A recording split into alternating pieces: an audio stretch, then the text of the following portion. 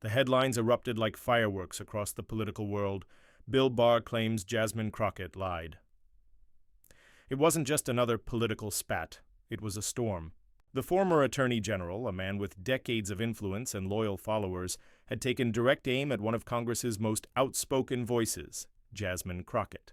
Within minutes, the story spread across every news outlet, and social media exploded. People picked sides. Memes flooded timelines. But beneath the noise, Jasmine sat quietly in her office, her phone buzzing nonstop, her face unreadable. She had faced criticism before, but this felt different. This was personal, calculated, and dangerous to her reputation. For Jasmine, truth had always been her anchor. As a former attorney and now a congresswoman, her passion had always been about transparency and justice. She had grown up watching her mother juggle multiple jobs, her father tirelessly volunteering at local community centers. Those roots built her resilience, her fire, her unshakable belief that truth, no matter how buried, would always find light. So when Barr accused her of fabricating statements during a heated committee hearing, she felt the sting not just as a politician, but as a woman who had fought her whole life to be heard in rooms designed to silence her. The accusations came during a tense segment on national television. Barr's tone was calm but cutting. He questioned her credibility, implying she distorted evidence about a controversial report. The moment went viral within hours, replayed and dissected across every network. Commentators smirked, pundits speculated, and trolls flooded her feeds. "She's finished," one headline read. "Another loudmouth caught lying." But Jasmine didn't react publicly. She watched, she listened, and she waited. Because she knew something no one else did. She had the receipts. Behind the scenes, her team scrambled. They gathered transcripts, reviewed footage, checked timestamps. Every second mattered. They knew that public perception could destroy years of hard work in mere hours. But Jasmine remained calm. She'd built her career not on quick comebacks, but on precision and patience. She wasn't going to shout back. She was going to dismantle the accusation piece by piece, with proof so undeniable that even her critics would have to pause. Days passed. The media pressure grew heavier. Barr doubled down, giving interviews where he painted Jasmine as reckless and emotionally charged. Cable hosts nodded along, feeding the narrative. Inside her office, though, Jasmine stood at the center of a growing wall of documents and video clips. Her team looked exhausted but determined. "They're trying to bait you," one aide warned. "If you react too soon, it'll look defensive." Jasmine nodded, her voice low but steady. "I'm not reacting," she said. "I'm responding with truth." That night, she stayed late, replaying the footage from the committee hearing. There it was, clear as daylight. The statement Barr accused her of falsifying wasn't her fabrication at all. The transcript he referenced had been selectively edited in the media's version. The full version revealed the truth. Jasmine had quoted directly from a verified DOJ document. Barr's claim crumbled the moment you saw the context. Her heart pounded, not with anger, but with vindication. She finally had the evidence that would end the debate. The next morning, Jasmine stepped onto the House floor, her posture unshakable, her energy electric. Cameras flashed, reporters swarmed, and her team stood ready. When she began speaking, the room fell silent. Her voice was calm, deliberate, each word striking like a hammer of truth. "When I speak from the record," she said. "And when that record is distorted, I will not stand silent." She then projected the full, unedited footage for the world to see. The air grew thick with tension. Every second of that video demolished the foundation of Barr's claim. As the footage ended, murmurs rippled through the chamber. The reporters who once doubted her now looked stunned. Even those who disliked her politics couldn't ignore what they had seen. Facts were facts, and Jasmine had just turned them into her greatest weapon. She paused, letting the silence work in her favor. "Truth," she said finally, "doesn't need to shout. It just needs to stand." The quote would echo across social media for days to come, becoming a rallying cry for those who had felt dismissed or misrepresented.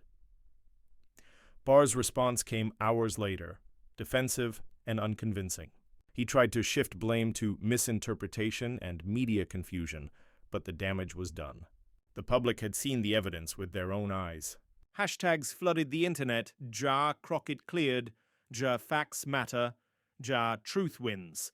Jasmine's speech trended for 2 days straight, gaining support even from unlikely corners. People who once doubted her started to listen differently, not because she shouted louder, but because she stayed grounded when others tried to shake her. Despite the victory, Jasmine didn't celebrate right away. In the quiet of her office that evening, she reflected on the emotional toll. The late nights, the stress, the doubts, it all caught up with her. Her chief of staff knocked softly and said, "You did it." Jasmine smiled faintly. "No," she said. "We did it. Truth did it. It wasn't about proving Barr wrong anymore. It was about restoring faith in integrity, even in a world where lies often traveled faster than facts." In the following days, commentators who had mocked her began apologizing on air.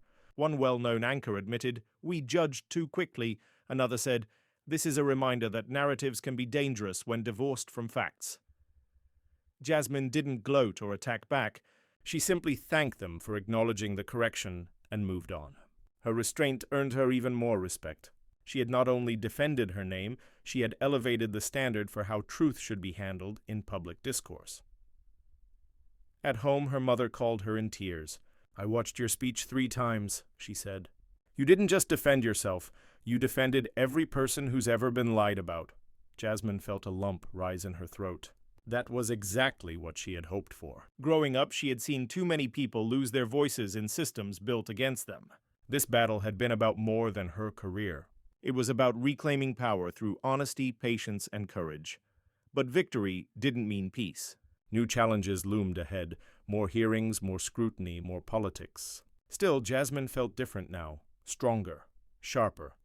She had faced one of Washington's most powerful figures and come out with her integrity intact. She knew the fight for truth was endless, but she also knew that every win, no matter how small, mattered for those watching who believed the system could still work if enough people stood firm. In interviews afterward, she spoke candidly about the experience. "The hardest part," she admitted, "was staying silent long enough to let the facts speak. We live in a world that rewards reaction, not reflection.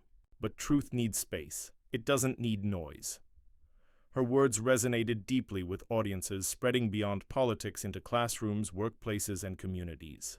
People shared her speech as an example of strength under fire. Even her critics couldn't deny it. Jasmine Crockett had changed the conversation. She had taken a smear meant to break her and turned it into a defining moment of integrity. In a political landscape often polluted by sound bites and spin, her story reminded people that evidence still matters, that truth still carries weight, and that patience isn't weakness. It's strategy. Barr had underestimated her. The world had learned otherwise. Weeks later, as she walked through her district, a young woman approached her shyly and said, "You gave me courage to speak up at my school." Jasmine smiled, tears glinting in her eyes. That, more than any headline or viral clip, was her victory. It was proof that truth, when defended fearlessly, ripples outward.